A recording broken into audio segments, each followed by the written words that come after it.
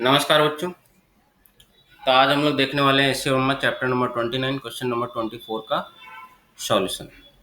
24 में क्या बोला बेटा, two small sphere each having a mass दे दिया are suspended from a common point by two insulating string each of length 40 centimetre.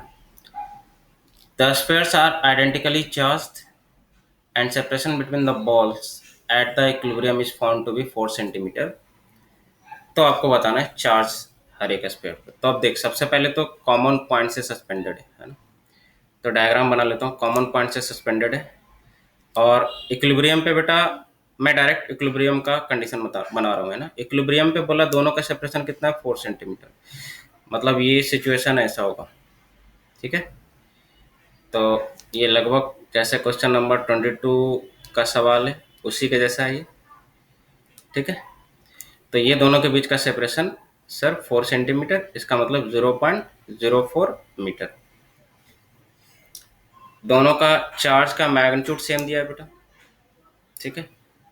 मास दे दिया है सर, मास दे दिया है 20 ग्राम। 20 ग्राम का मतलब 0.02 है ना, 0.02 केजी, क्योंकि 1000 से डिवाइड करेगा तो 1000 से डिवाइड करेगा तो 20/1000, एक जीरो तो कैंसिल आउट हो जाएगा, बाकी दो जीरो के कारण ये यहाँ पे आ जाएगा, तो इतना केजी। लेंथ दे दिया है सर 40 सेंटीमीटर, इसका मतलब 0.4 मीटर, ठीक है। तो बस सारा कुछ हो गया। अब ये इक्विलिब्रियम पे यार फिर से देख, क्वेश्चन नंबर 24 22 सब एक ही जैसा है ना। 23 में हालांकि सस्पेंशन पॉइंट क्या था, अलग अलग था ये वाला पॉइंट, लेकिन कंसेप्ट तो सेम ही है, सब में एक ही कंसेप्ट यूज हो रहा है। अब यहाँ पे तो देख फिर से ये वाला जो वैल्यू है ना बहुत छोटा दे दिया इसके कंपेरिजन में। फिर से यहाँ पे वही कंसेप्ट यूज करेंगे, थीटा इक्वल टू L/R वाला, ठीक है। तो चलो यहाँ पे इस बार हम लोग क्या करेंगे, थीटा इक्वल टू L/R वाला कंसेप्ट यूज नहीं करते हैं। यहाँ पे इस बार तुम लोग को साइन थीटा वाला वैल्यू से भी निकाल कर बताते हैं। थीटा इक्वल टू L/R तो पिछले दो प्रॉब्लम में कर ही लिया कि सर एक तो वैसे कर ही सकते हैं, इस बार बेटा हम लोग करेंगे कैसे, साइन थीटा से करेंगे, देखते हैं रिजल्ट पे क्या फर्क पड़ता है ना। तो चलो, तो अब तो क्या क्या होगा, तो फोर्सेस दिखा दे यार सबका। तो एक तो क्या क्या दिखाएगा बेटा, एक तो दिखाएगा तू यहाँ पे देख दोनों का जो चार्ज है।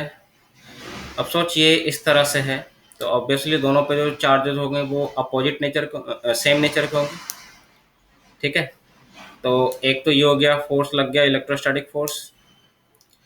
दूसरा क्या हो जाएगा बेटा, यहाँ पे एक तो mg लग रहा होगा, सिंपल mg की वैल्यू सर g की जगह 10 ले रहा हूँ मैं, तो इसमें 10 से मल्टीप्लाई भी कर दे रहा हूँ डायरेक्ट, तो 0.2 न्यूटन, ठीक है। mg की वैल्यू हो गई उतना, और ये लग गया टेंशन, टेंशन आ गया T, ठीक है सर। अच्छा फिर से बेटा ये इक्विलिब्रियम में है ना, ये वर्टिकली डाउनवर्ड है ना ऐसे। फिर से सर इक्विलिब्रियम में, तो सबसे पहले तो एक्सिस डिसाइड करो यार, है ना। तो एक्सिस कौन सा लूँ, जैसा कि आपको बताया था कि एक्सिस ऐसा लेना चाहिए कि फोर्सेस को रिजॉल्व कम से कम करना पड़े, तो ये वाला ले लो एक्सिस। ये वाले लेने से फायदा क्या होगा, फायदा यही होगा सर कि ये दोनों को रिजॉल्व नहीं करना पड़ेगा, सिर्फ टी को रिजॉल्व करना पड़ेगा, ठीक है। तो बाकी आप कोई सा भी एक्सिस लो, इक्विलिब्रियम पे हर एक डायरेक्शन में किसी भी लाइन के अलॉन्ग तुम नेट फोर्स क्या कर सकते हो, जीरो, इक्विलिब्रियम पे। तो ठीक है, ये एंगल मैं मान लिया कितना बेटा, थीटा, ये एंगल भी कितना हो गया, थीटा, सिंपल, ठीक है। ये कितना है, थीटा है ना। ये एंगल भी कितना है बेटा, थीटा। रिजॉल्व कर लिया सर, तो रिजॉल्व करने से एक तो ऊपर आ जाएगा sir T cos theta, resolve कर लिया सर तो एक तो इधर आ जाएगा कितना, टी साइन थीटा, ठीक है। अब बेटा सोच फिर से इक्विलिब्रियम पे, तो this is equal to what करोगे, दिस, है ना। तो यहाँ पे सिंपली करोगे क्या, T sine theta equal to F E, फिर से वही वाला सब कुछ रिपीट करेगा, एंड ऊपर वाला equal to T cos theta equal to क्या करोगे, एम जी, एम जी की वैल्यू तो दिया हुआ है, तो T cos theta equal to M G, M G की वैल्यू कितना लेगा बेटा, 0.2। अब देख थीटा की वैल्यू कौन बताएगा सर, अगर तुमको अगर पता रहता ना वो कंसेप्ट तो डायरेक्ट लिखते हैं यहाँ पे टेंशन की वैल्यू 0.2, डायरेक्ट आंसर। क्यों, क्योंकि मुझे पता है सर कॉस थीटा की वैल्यू अप्रोक्सीमेटली 1 होगा, तो इससे यही फायदा होता है। टी पता चल गया डायरेक्ट, ठीक है। टी की वैल्यू यहाँ रखो, के Q1 Q2 by are square, are दिया हुआ है, Q1 Q2 निकालना है, ठीक है, साइन थीटा तुमको पता है L/R करके, तो देख कितना आसानी से आ जाता है। और नहीं तो तुम निकालो भाई, है ना, तुम्हारी इच्छा। तो चलो इस बार तो जब मैंने बोला है कि यहाँ पे आपको इस वाले मेथड से भी करके बताता हूँ, sine theta cos theta value कैसे निकालेंगे उस मेथड से भी करके बताता हूँ। सर ये वाला तो लेंथ कितना है बेटा, 0.4, एंड दिस लेंथ कितना आएगा सोच, ये पूरा 0.04, तो दिस लेंथ विल भी आधा 0.02। ठीक है, और ये लेंथ भी निकालना पड़ेगा बेटा, तो ये लेंथ निकाल ले। तो मैं कैलकुलेटर की हेल्प से निकाल रहा हूँ यार वो लेंथ। तो वो लेंथ आ जाएगा 0.4 का स्क्वायर, मैं माइनस करूंगा 0.02 का स्क्वायर को माइनस कर दिया और इसका रूट ले लिया, तो ये आ रहा है यार 0.02 ये आ रहा है। ठीक है, वेरीफाई कर लेता हूँ यार, है ना, 0.02 का स्क्वायर प्लस 0.02 का स्क्वायर और इसका रूट। ये तो कुछ गड़बड़ आ रहा है, एक बार फिर से मैं चेक कर लेता हूँ कितना आ रहा है। 0.04, 0.4 का स्क्वायर किया आपने, माइनस किया 0.02 का स्क्वायर किया, इक्वल टू किया, अच्छा, तो ये आ रहा है लगभग 0.159 और इसका रूट तो 0.39, कितना आ रहा है बेटा, 0.399। अब सोच क्या करेगा तू, सोच लगभग कितना लिखोगे इसको, 0.4 ही तो लिखोगे ना यार, लगभग कितना लिखोगे इसे, 0.4 ही तो लिखोगे ना। ठीक है, लगभग।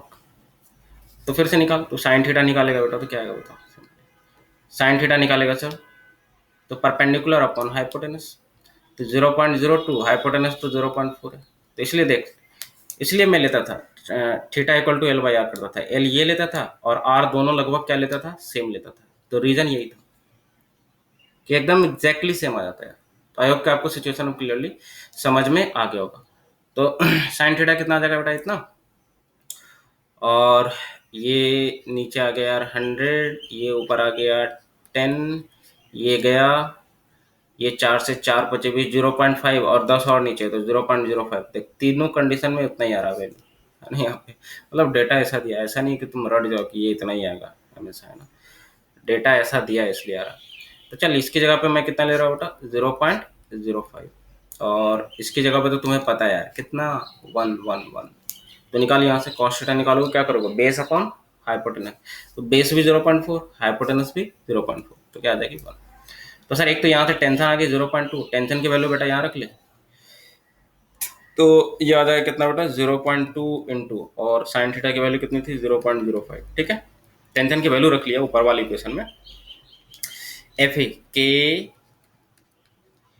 Q1 Q2, क्यू तो दोनों का सेम है यार, चार्ज ही निकालना है मुझे, देख find the charge on each sphere, है ना, एंड चार्ज आइडेंटिकली था ना,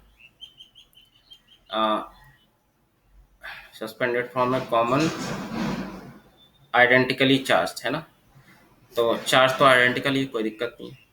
तो यहाँ पे क्या कर रहा हूँ, Q1 Q2 upon are square, are की जगह पे कितना है इक्विलिब्रियम में, इक्विलिब्रियम में दोनों के बीच का सेपरेशन दैट इज 0.04, तो 0.04 का स्क्वायर कर, तो दो बार लिख देता हूँ मैं। ठीक है,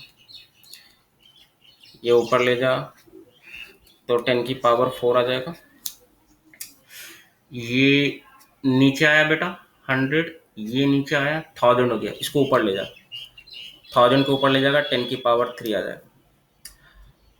ठीक है, क्यू निकालना है यार मुझे। ठीक है, तो अब सबको इधर ले जा, शिफ्ट कर ले, तो क्यू स्क्वायर आ जाएगा कितना, देख 4 चौक 16 गुना 32, तो 32 गुना 5। ठीक है, ये ऊपर ले गया, इसको नीचे ले आ सबको, तो ये आ गया 9, और पावर को अलग से डील कर ले, पावर आ जाएगा 9 4 13, 13 और 3 16, तो ये लगभग आ जाएगा यार 32 बचे होता है कितना, 160, 160/9,